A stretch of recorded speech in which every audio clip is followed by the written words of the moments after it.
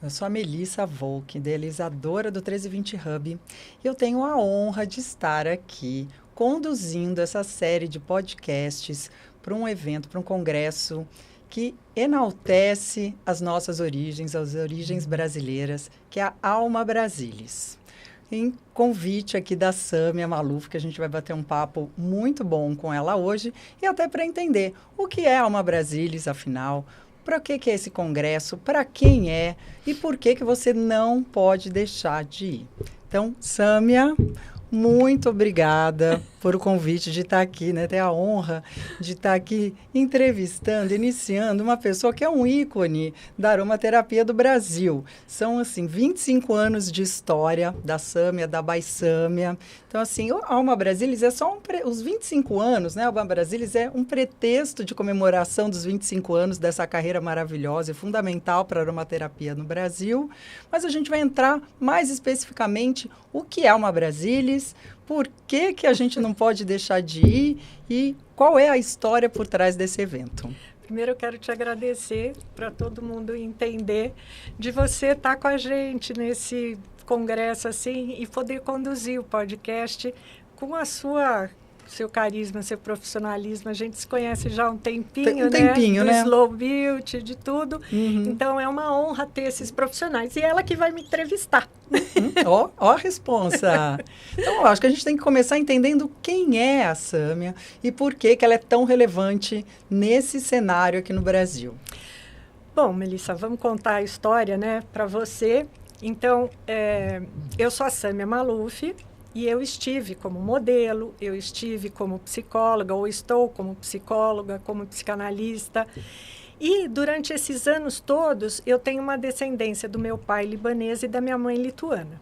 E com a minha idade, que esse ano eu vou fazer 67 anos, lá atrás, primeiro, como modelo já mais adulta, que usava maquiagem, a gente não tinha nada de produto para limpeza, para skincare, para maquiagem, eram aqueles pancakes pesados, era uma coisa muito pesada. Na minha casa, eu tinha a referência da minha mãe, que pegava tudo que era da cozinha e ela usava para a beleza dela. Então, era assim, era limão com açúcar e com azeite de oliva para fazer esfoliação nas mãos. O meu pai, do Líbano, trazia o que a gente depois descobriu que era óleo essencial, porque a gente achava, eu achava, né, menininha, que era perfume, que ele escondia em guarda-roupa, não era nem closet, era guarda-roupa. Guarda-roupa, né? Eu estou falando lá da década de 50, 60. Então, eu acho que isso me trouxe essa proximidade com a natureza. E família lituana acaba pegando, assim, eu tive tia que tirava água do poço, apesar de não ser interior, criava galinha, criava pato, um monte de coisa. Então, assim, a vida antigamente era muito próxima da natureza, né? Então, eu trabalhando na psicologia, descobri que existe, pela aromaterapia, uma forma de você trabalhar a memória olfativa e emocional. Isso eu estou falando lá na década de 80. E aí eu falei, eu quero trabalhar com aromaterapia, porque já fazia parte da minha vida. Como modelo eu viajava, com meu marido eu viajava e eu sempre estudei. A gente até conversou, não existem pessoas burras ou inteligentes, existem pessoas curiosas e resilientes, né? Exatamente. E aí eu fui atrás de tudo isso. Eu fui macrobiótica, fui vegetariana, fui vegana. Hoje eu não sou nada, gente. Eu não sou xiita em nada, mas a gente cuida da alimentação de uma forma não inflamatória, da beleza, como você leva sempre quando você faz as curadorias. E daí surgiu a Baissâmia, com aromaterapia 25 anos atrás no Brasil.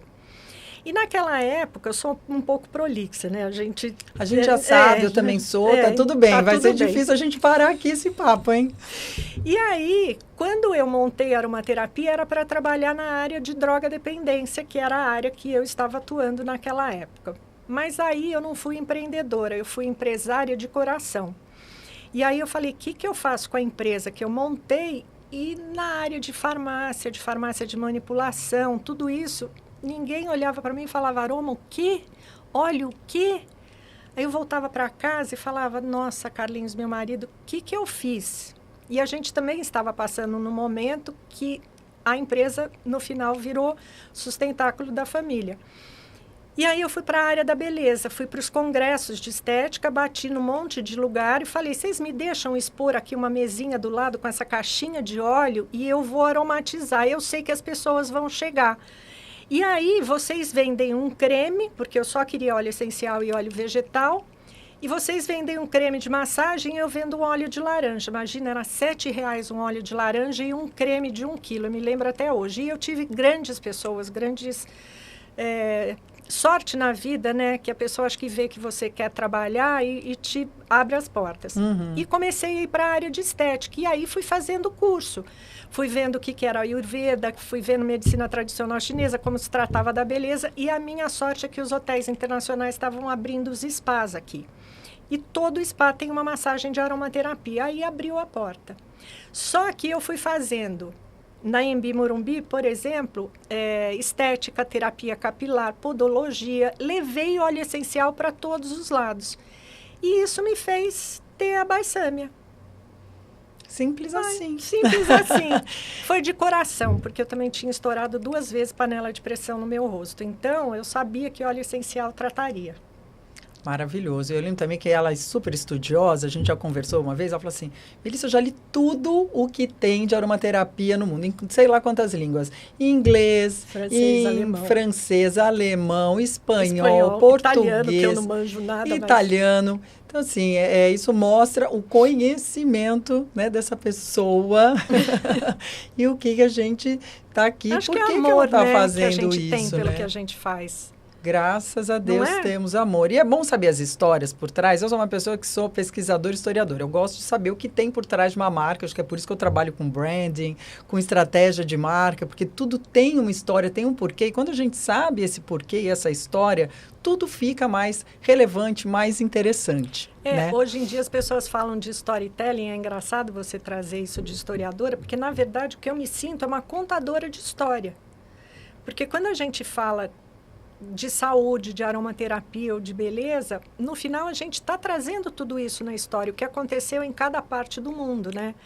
E você, com a tua curadoria de branding das marcas, que também foi uma inovadora na sua área, eu acho que, além da gente ser muito boa no que a gente faz, a gente tem amor pelo que a gente faz. Sim, então, verdade, né? A gente realmente vive, né? Olha no olho e fala, ela tá falando de verdade, né? E você com a sua descendência lituana, eu com a europeia, né? Alemã, com essa pele, assim, eu sempre tive que tomar muito cuidado com ela, já estraguei muito ela, mas a gente tem isso, né? O alemão também, minha mãe, minha família, era natural, era orgânico, era suco natural, a gente tinha sítio, a gente era homeopatia, minha casa sempre foi muito natural também, né? Então não é por acaso que da noite pro dia a gente cria o vira o que vira, porque a gente tem uma história que está ali, né? Que nasce do nosso âmago, da nossa história mesmo de ser, né? E eu acho interessante a gente trazer isso porque a gente vê todos os gringos que olham para o Brasil, a gente tem a maior biodiversidade do mundo. A gente vai atrás do número, né, Sâmia? Mas a gente não sabe a quantidade de ativos possíveis encontrados aqui, né, na biodiversidade, nos biomas brasileiros, que pode ser usado, né, para cosmética, estética, para terapia. Então, assim, só isso, assim, os gringos estão aqui de olho, olhem para a gente, hoje, né, e a gente fica querendo saber o que tem lá fora, né? E dentro a gente também tem toda essa origem, né? A gente trouxe isso dos europeus, mas, né, a gente tem aqui no Brasil os povos originários, os índios, todos os conhecimentos ancestrais, né? Tudo que eles têm. A gente tem até, pela tecnologia, a gente até tem um pouco mais de condições de estar mais perto disso. Porque quando eu montei a Baissâmia, na minha história, meu pai trancava algumas coisas dentro do armário que eram óleos essenciais, mas também tinham perfumes, porque não podia tomar sol. E os frascos eram simples, mais lindos, mas tinha que ficar no escuro. E isso é uma coisa, imagina, meu pai morreu há 49 anos atrás, eu era muito menina. E o que acontece? Eu acho que a gente traz uma bagagem de fora, porque a maioria, né, da minha idade é a primeira ou segunda geração que está aqui no Brasil, eu fui a primeira que nasci, e tinha aquela coisa, você estava falando, eu falava, meu Deus, eu como modelo, eu batia clara de ovo, punha a cara no gelo, depois pegava a clara de ovo e passava antes da maquiagem Que primer, que colágeno. Não, você estava falando, eu estava dando risada, fui lá atrás. Então, eu acho que a gente usava o que tinha. A própria Constanza Pascolato, ela era produtora da Cláudia, e ela passava umas coisas naturais, e ela já era mais velha do que eu olhava, falava, que é isso? Aí é uma receita italiana.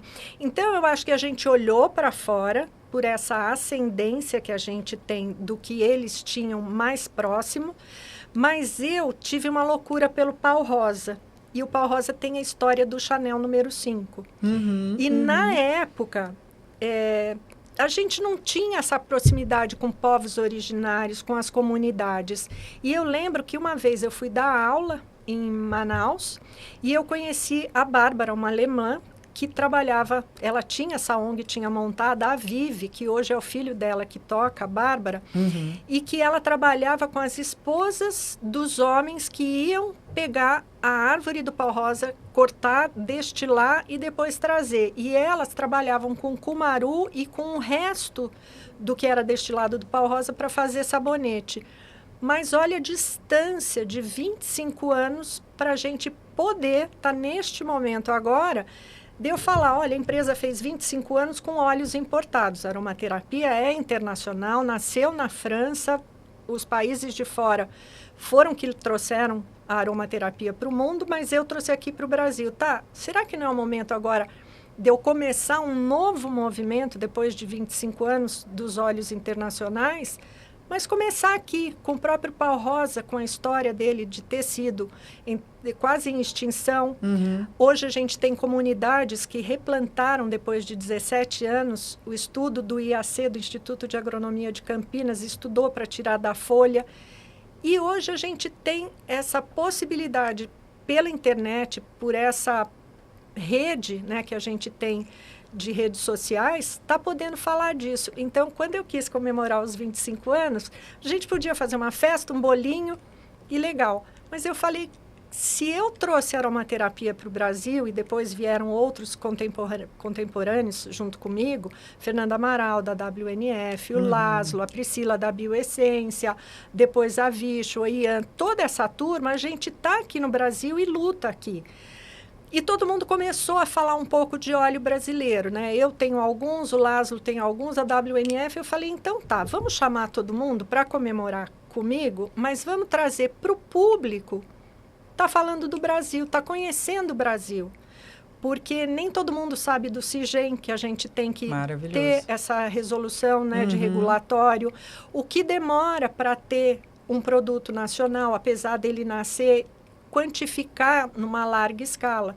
E a gente só vai poder fazer isso gerando conhecimento, conhecimento é poder, para os profissionais, para o público de consumo final, para os agricultores não estarem plantando plantas de fora, aqui na nossa latitude e longitude, sendo que o Brasil, norte, sul, leste, oeste, com os nossos biomas, a gente tem de tudo, para todos os tipos de pele.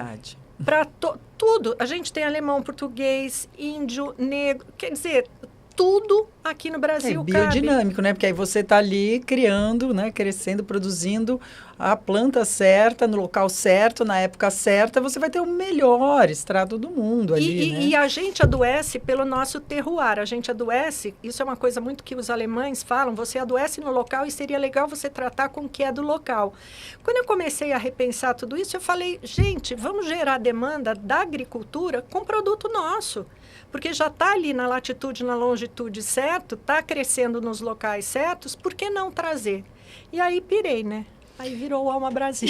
Não, e eles só vão plantar a hora que eles entenderem a demanda, né? Isso. Eu acho que sempre tem uma figura que é esse intermediário fundamental, que é o dono de uma marca, que é esse empreendedor que vai pensar em toda a estratégia dele, na formulação, né? Sim. Formuladores também, não só a Sim. marca, porque tem marcas que têm formulação própria, tem os que contratam a formulação, mas esse meio do caminho, que aí vai chegar no consumidor final, como isso vai chegar nele, depende dessas chaves, dessas peças chaves aqui no meio de falar, eu vou pensar numa marca que vai usar os extratos. Eu vou atrás do Cisgen, inclusive Sim. tem o reporte da Beleza da Sim. Amazônia, que explica bem a legislação. Tem um episódio de podcast também com um advogado que fala Sim. da legislação, porque isso é fundamental, Aliás, né? A gente fazer repartição. Vai fazer no podcast lá, trazer ele, vocês, para falar, vocês se entrevistar.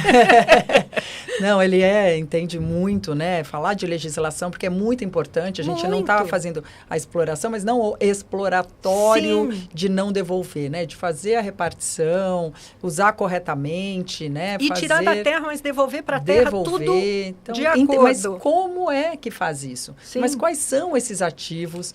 Para que eles funcionam? Como que eu posso usar, né? Então, eu acho que você está desvendando essa chavinha aí com esse evento, né? Sim. Quem são todos esses, essa diversidade? Então, assim, a gente pensa normalmente, né? 5 ingredientes básicos brasileiros. Sim. A gente vai para Copaíba, a gente vai não sei o quê, que são os mais básicos. Só que tem centenas, milhares de ativos. Se fala muito da Amazônia, né? Mas e os outros 5 biomas? Tem mais biomas. A gente tem Cerrado, tem Mata Atlântica, Cerrado, Caatinga. E cada um com um problema, uma problemática.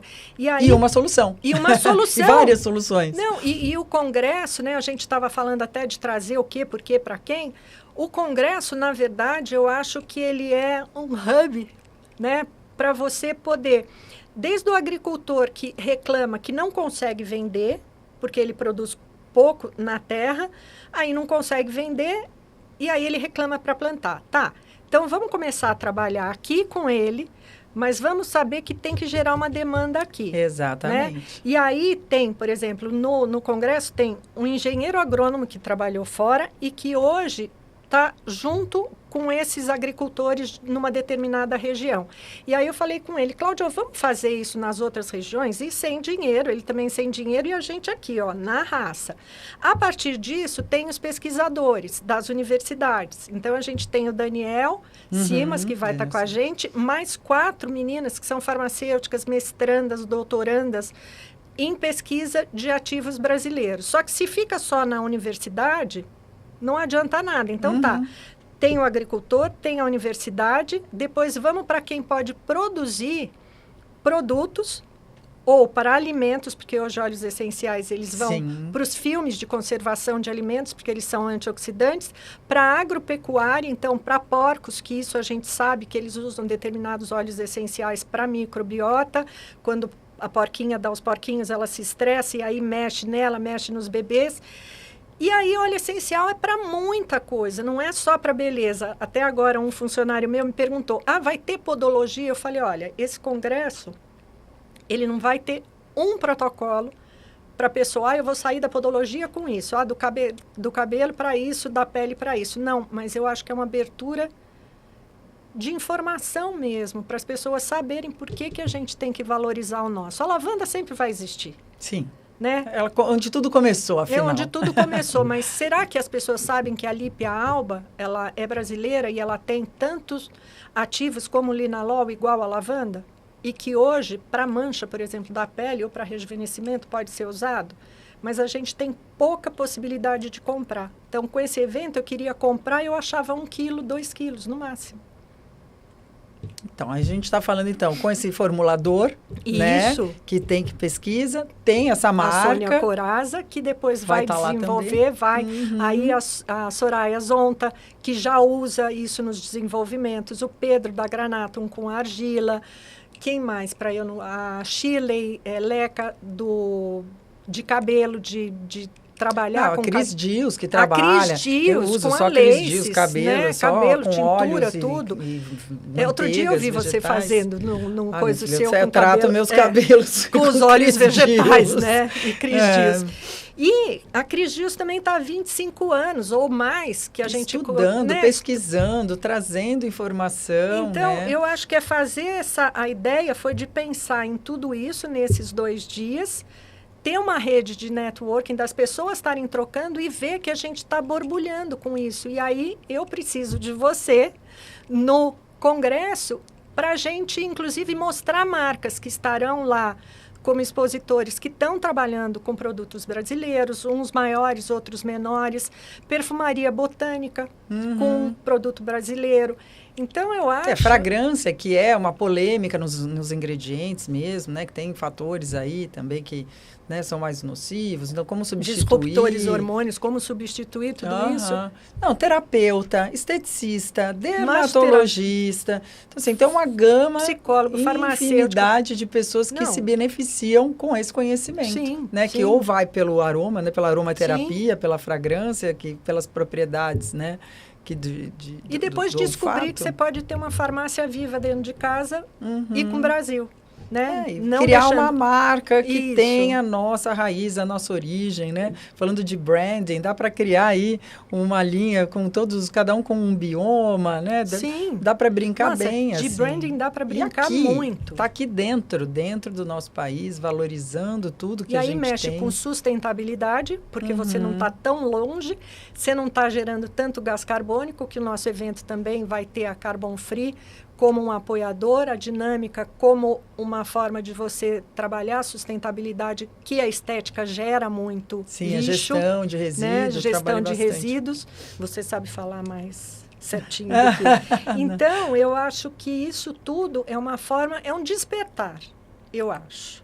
E trazer a alma das pessoas, porque, na verdade, a gente tem que trazer tecnologia, mas a gente está trazendo essa ancestralidade e isso é alma.